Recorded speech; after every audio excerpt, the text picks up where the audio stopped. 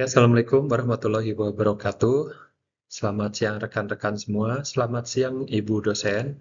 Berikut adalah video ujian akhir semester atau UAS mata kuliah berpikir kritis dengan dosen pengampu Ibu Langgeng Sri Handayani, SE MM DBA.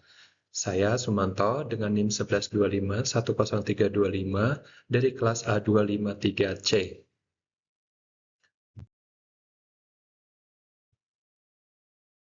Pernahkah Anda melihat sebuah video pendek di media sosial TikTok ataupun di Twitter ataupun bahkan di YouTube yang langsung membuat darah Anda mendidih? Hari ini saya akan mengajak kita semua membedah satu kasus nyata yang sangat dekat dengan jempol kita sehari-hari. Bayangkan, Anda sedang membuka media sosial lalu muncul potongan video berdurasi 1 atau 15 detik. Di video itu ada seorang kasir muda yang kelihatannya sedang membentak dan bersitegang dengan seorang kakek tua yang nampaknya ringkih. Pengunggah pertama menulis sebuah caption yang sangat besar-besar. Sungguh tega, kasir retail bertindak tidak sopan dan mendiskriminasi lansia. Apa yang terjadi kemudian? Dalam hitungan jam, netizen langsung mengamuk. Muncul gerakan keadilan untuk lansia. Netizen mulai melacak identitas kasir tersebut atau melakukan doxing. Alamat rumahnya disebar, akun Instagramnya, bahkan akun Instagram dari keluarganya diteror, dan dia menerima ribuan makian secara cyber. 2 hari kemudian, plot twist terjadi. Pemilik toko merilis rekaman CCTV utuh. Ternyata kakek tersebut sebenarnya tertangkap basah sedang mencuri barang dan sang kasir tersebut sedang menegakkan keadilan secara aturan dengan sangat sopan. Potongan video yang viral kemarin ternyata sengaja dipotong untuk menjatuhkan sang kasir. Kebenarannya akhirnya terungkap. Tapi pertanyaannya, apakah semuanya sudah terlambat? Ya, nama baik toko sudah hancur dan kondisi psikologis kasir tersebut sudah terlanjur depresi karena penghakiman secara massal. Untuk di slide ini, kita mencoba mengidentifikasikan masalah utama. Sebagai seorang pemikir kritis, kita tidak boleh terjebak hanya pada apa yang terlihat di permukaannya saja. Mari kita bedah masalah ini ke dalam 2 lapisan. Lapisan yang pertama itu gejala atau simptomnya, dan lapisan kedua atau akar masalah ataupun root cause. Apa yang dilihat di mata kita di media sosial seperti video viral, amarah netizen, doxing, dan kaca toko yang pecah itu hanyalah gejala. Gejala adalah akibat, bukan sebab. Jika kita hanya berfokus pada menyalahkan netizen yang marah, kita tidak akan pernah menyelesaikan masalah ini. Lalu apa akar masalahnya? Ada 2. Yang pertama, rendahnya literasi digital masyarakat. Kita hidup di era yang sharing before thinking. Jempol kita itu bergerak lebih cepat daripada logika kita. Kita kehilangan skeptisme sehat untuk memverifikasi kebenaran. Yang kedua, karena sistem algoritma media sosial itu sendiri. Sadar atau tidak, algoritma dirancang untuk menyebarkan konten yang memicu emosi negatif seperti kemarahan. Kenapa? Karena rasa marah menghasilkan interaksi paling tinggi atau engagement, yang ujung-ujungnya menghasilkan keuntungan iklan bagi platform tersebut. Jadi, kemarahan netizen sebenarnya sedang diternakan oleh algoritma. Nah, di slide ini kita mencoba untuk menganalisis pihak yang terlibat dan kepentingannya. Mari kita analisis peta kepentingan dari para pelaku dalam ekosistem digital ini. Ada 4 pihak. Yang pertama, korban, yaitu kasirnya. Kepentingan utama dia sangat mendasar, yaitu hak privasi, keamanan mental, dan keberlanjutan pekerjaannya. Dia adalah korban murni dari informasi yang salah ini.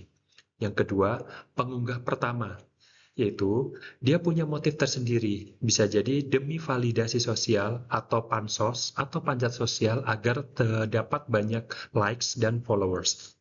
Merasa menjadi pahlawan kesiangan atau vigilante justice, atau murni karena dia tidak tahu konteks lengkapnya. Pihak yang ketiga yaitu netizen. Kepentingan mereka sebenarnya ingin menyalurkan solidaritas moral, Moral mereka ingin merasa menjadi orang baik yang membela kaum yang lemah, yaitu si bapak lansia tadi. Sialnya, niat baik ini dilakukan tanpa konfirmasi data sehingga berubah menjadi senjata pembunuh karakter.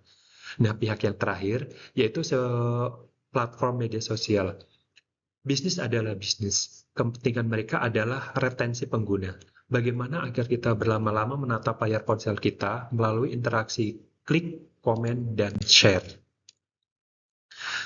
Untuk slide berikutnya, kita mengidentifikasi bias dan kesalahan berpikir.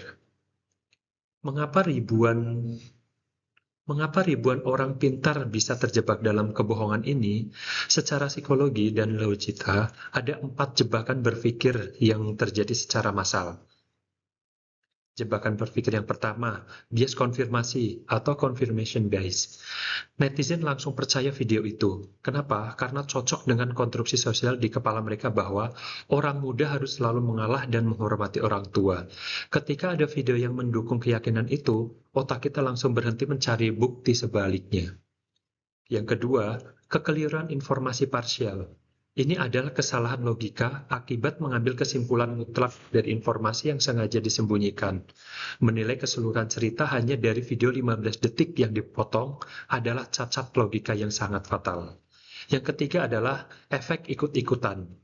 Di kolom komentar kita sering melihat komentar itu sudah mencapai 10.000 komen.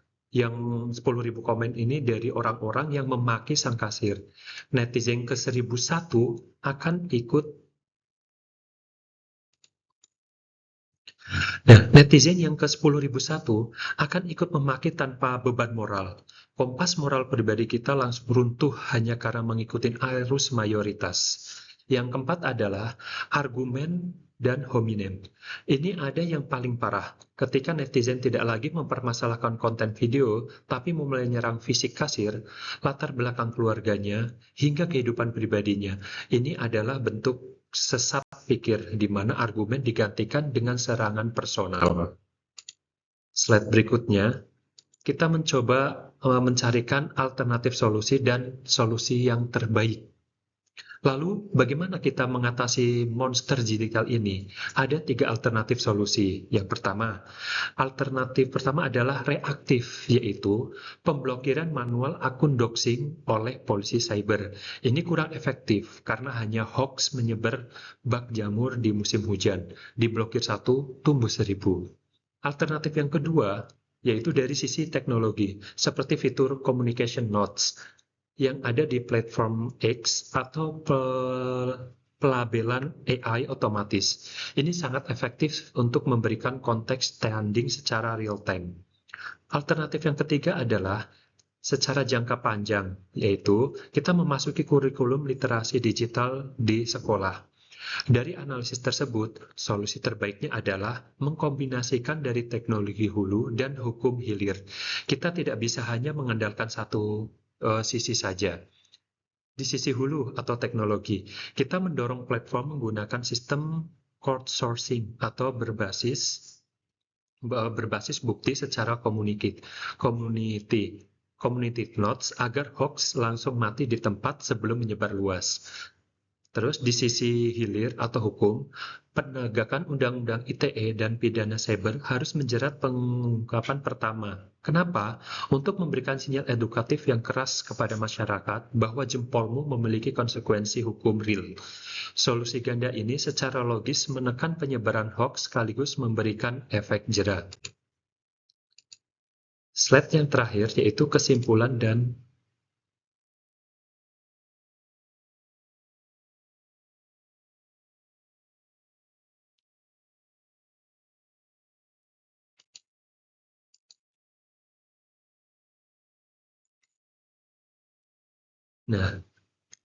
berikutnya adalah kesimpulan dan penutup.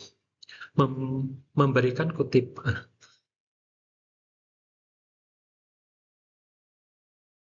Teman-teman mahasiswa sekalian dan Bu dosen, kasus ini membawa satu pelajaran berharga dalam perspektif berpikir kritis. Di era digital yang serba cepat, kecepatan seringkali menjadi musuh utama dari kebenaran. Oleh karena itu, mari kita latih 3 perisai berpikir kritis dalam diri kita. Yang pertama, penundaan penilaian atau suspension of judgment. Belajarlah untuk mengerem jempol kita. Tahan diri untuk tidak berkomentar ataupun membagikan sesuatu sampai seluruh fakta itu terkumpul secara utuh. Yang kedua, validasi sumber. Selalu tanyakan, siapa yang mengunggah video ini? Apa motifnya? Di mana video utuhnya? Yang ketiga, skeptisme yang sehat. Jika Anda melihat konten yang membuat Anda langsung merasa sangat marah atau sangat kasihan, curigailah konten ini pertama kali. Kenapa? Karena konten yang memicu emosi ekstrim adalah konten yang paling berpotensi memanipulasi logika kita.